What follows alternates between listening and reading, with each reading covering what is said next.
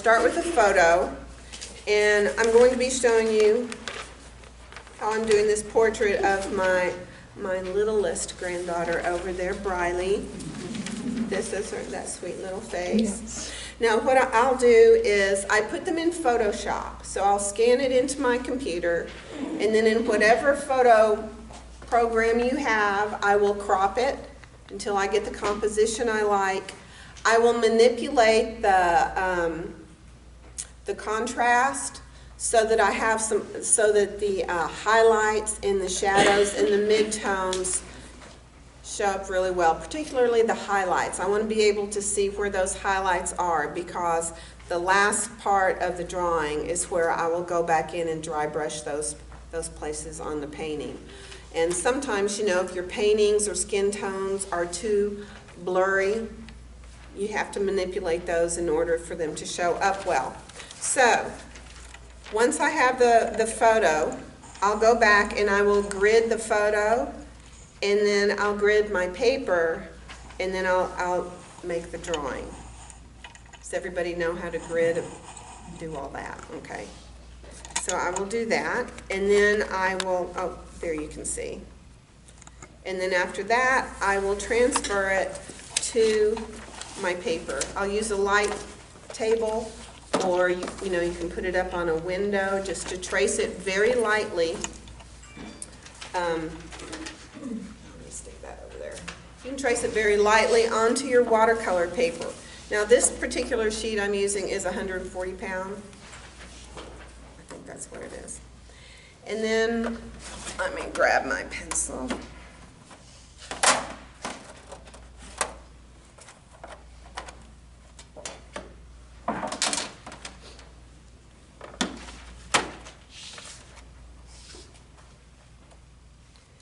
And then using my Inktense pencil, I'll go back and I'll just do like a value sketch. Now, when it comes to colors, I do not use black, all right?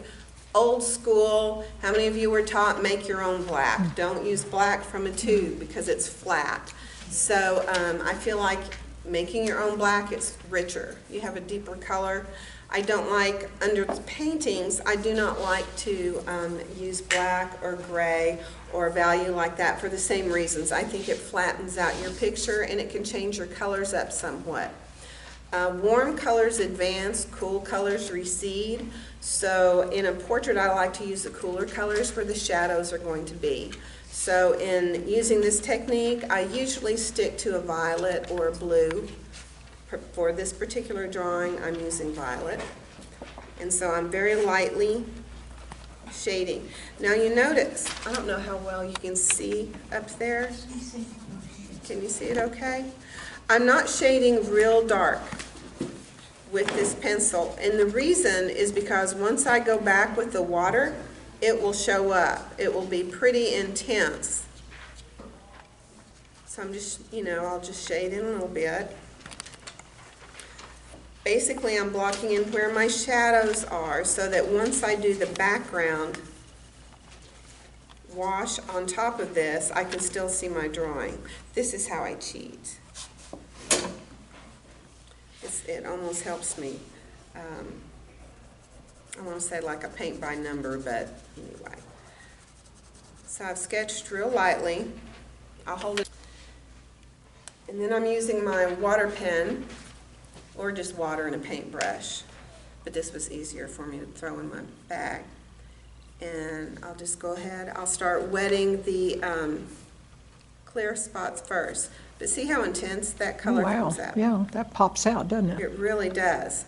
So when I started playing around with this technique, I would think, you know, I'd have to get really dark, like if I were actually shading with the pencil, and then I'd end up with this real murky mess.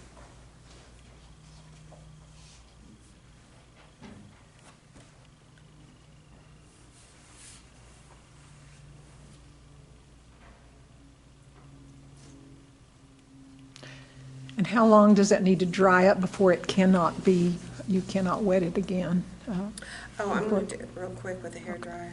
Okay. It won't take too long. But if you don't use a hairdryer, how long is it?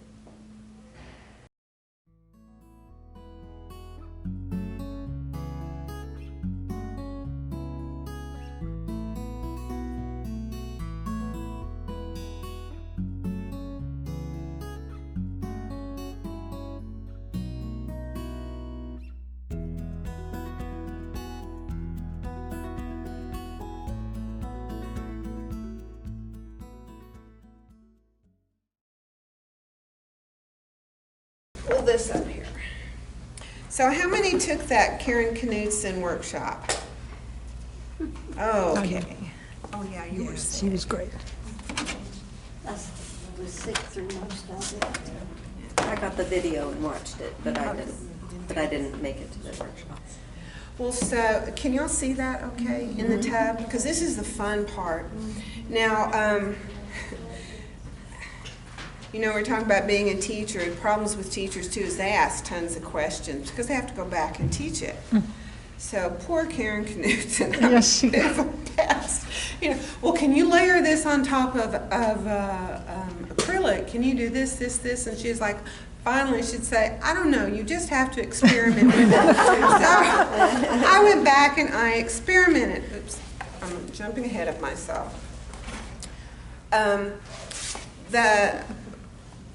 Now what I'm going to do is splash some color in the background. Basically what I'm trying to do is create some contrast, some interest back there, some texture. And so I'm just going to start dropping some color on there. And I'm going to be using this, I'm sorry, this thing. We might should have I moved gotta that whack up my a head little on it, I know. And you're going to post it somewhere embarrassing. But this is what I use the high flow acrylic for.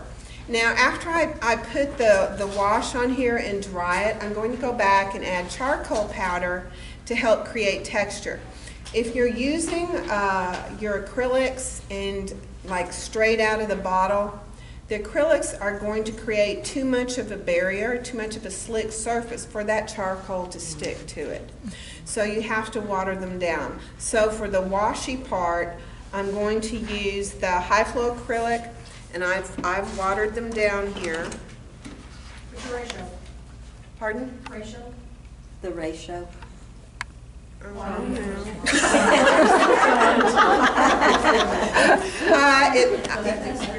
I keep it, I'm just keeping it pretty much of a, probably, you know, experiment. Because, you know, your different pigments, like your darker pigments are going to be thicker, right, and a little thicker. I just know that on some of it, when your acrylic gets on there too thick, that charcoal is just going to wash right off when we use it. You want it to have, basically so it looks like watercolor. Okay, so, but I'd say these in here is 50-50.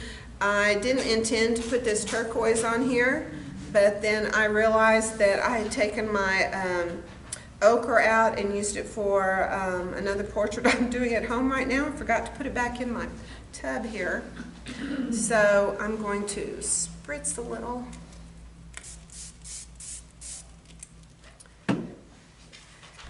Oops, there we go. I knew I was going to do that. I'm sorry. Maybe I should take my shoes off. That's what I was going to suggest. I think I will. Just a minute. And then, you know, I'm not really, I'm just kind of obviously flopping it on there.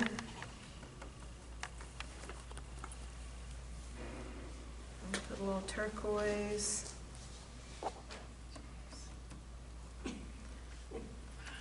No gasping. Flop some over here. It's a little scary. Yeah, well, you know, grab this on here. Let it bleed a little bit. And the ink won't come out underneath.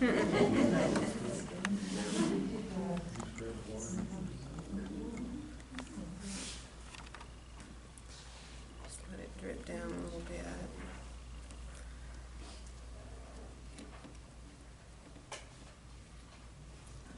Well, that turquoise is a little more intense than I wanted it to be, but it's not going to matter too much.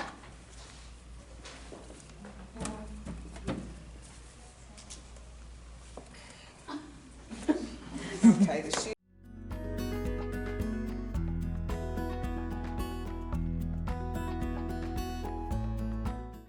All right, now, normally, this is one thing I meant to mention when I was talking about the colors.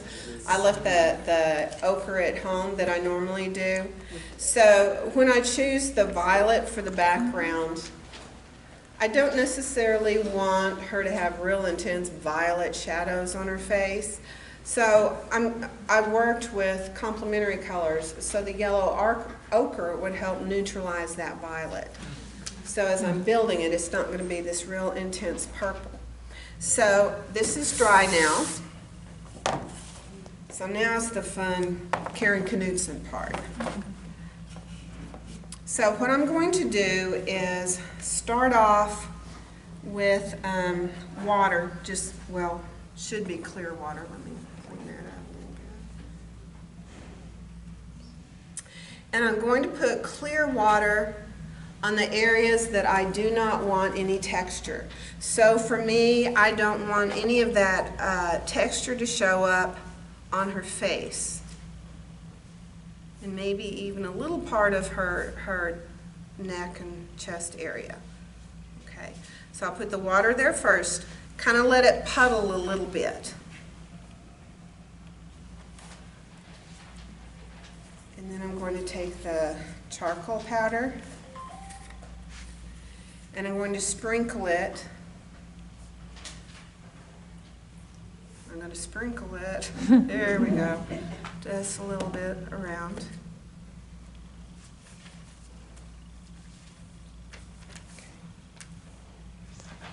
Now where we put the water, it won't stick, okay? But the other areas it will. Now, if you took that Karen Knudsen workshop, you put this on the ground, took a bucket of water and just went whoosh. Well, we're indoors. So I can use either the measuring cup here to pour water, or I put some in a little squirt bottle. By putting it in the squirt bottle, I can squirt the water on there so I can kind of control a little bit the direction that that charcoal powder is going to scatter. So if I want to make it like a starburst kind of angle, I can just kind of come around like this and see how the charcoal cool pattern. Oh yeah, that is cool. So then you lift it up. So now I've got this texture in the background.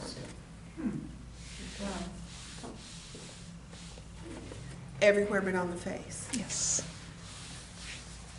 So then what I would do is just set this off and just let this dry naturally. Okay.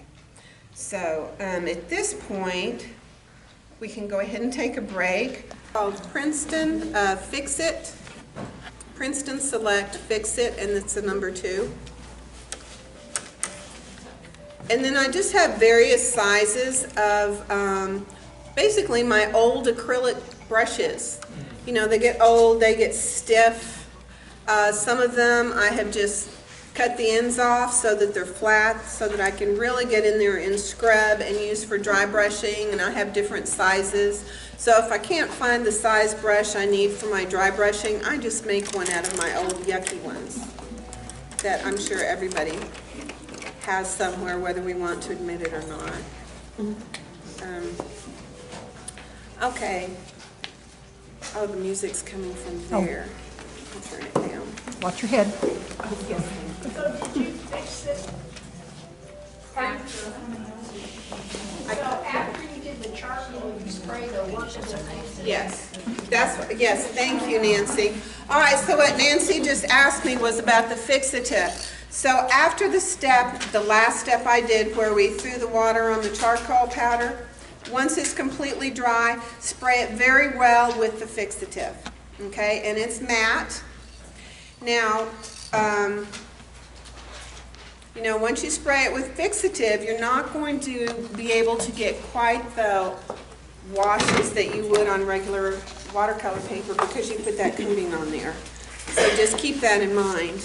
You can still do a wash, but it won't work the same as if it were on unprotected watercolor paper. So this has already been sprayed, and this is ready to go. So what I'll do now, wait a minute, where'd I go? Okay, so this is one that I had prepared before, and as you can see, this has the yellow ochre in it that I left at home. That's why we have all that turquoise. So this is what I'd intended it to look like before splattering turquoise on it. So, but you can kind of see now that the ochre has toned down that purple, okay? And as I start building up the shadows, it's going to be pushed back even more. And so that's the next part I'm going to be doing, is I'm going to start pushing back those shadows a little bit more.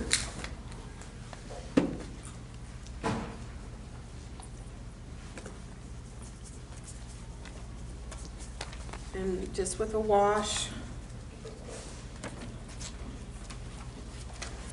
I need my photo reference.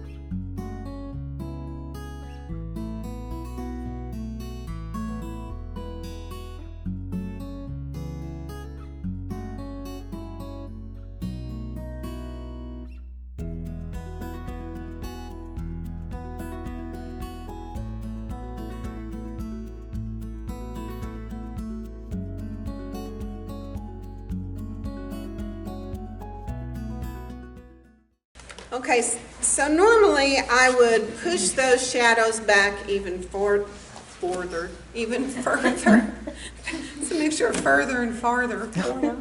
But I want to be able to show you how I start building up then the flesh tones. And for the flesh tones, I'm going to be using the full-bodied acrylic, okay? The heavier, full.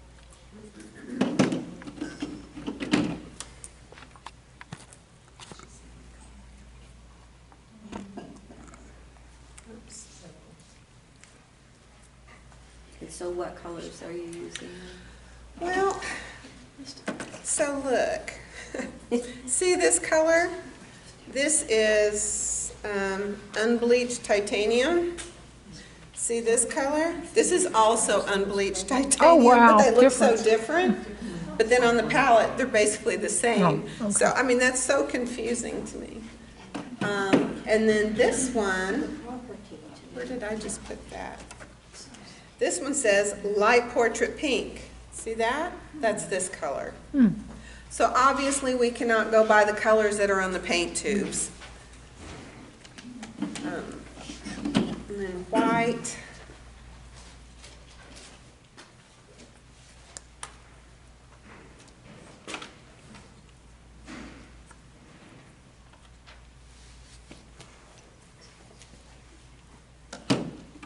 And I'm going to put down a little bit of red light.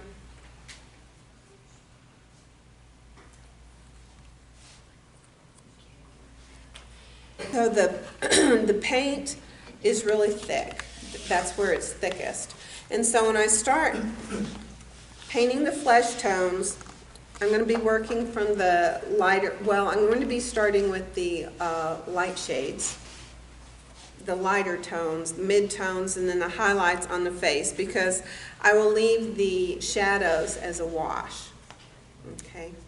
So now I'm going to mix up the mid-tone color. I'll use this chopped off acrylic round. So I'll just kind of tap the tip of the brush. I'm not going to coat it real heavily with paint. I'm just going to tap it and then go around and around in circles until it's mostly dry. And I'll start putting in a layer of paint. And I'll be covering up, if you think about it in layers, and each layer gets slightly smaller. So I'm putting on the first layer of color, and I'll be doing basically from the lighter shades in through here, these sections on her face.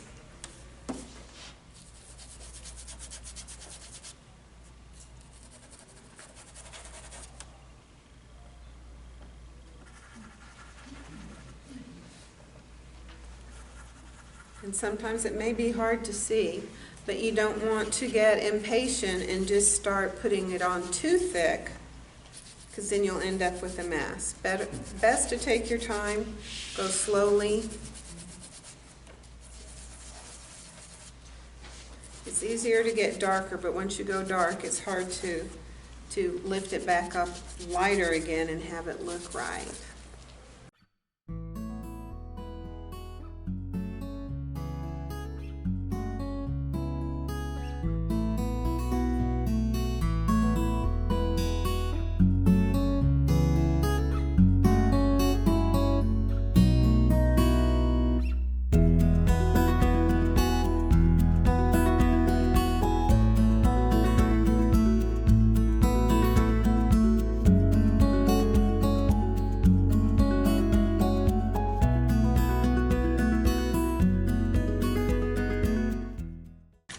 Anyway, and so I'll just keep building up the color until eventually I get to the lightest highlight, and then of course the eyes. And Do you need to keep moistening your acrylic paint in that palette? I'll spritz a little water on there in the palette, in my paper plate. You know, if you use one of those plastic coated paper plates at home, it doesn't soak in quite as quickly.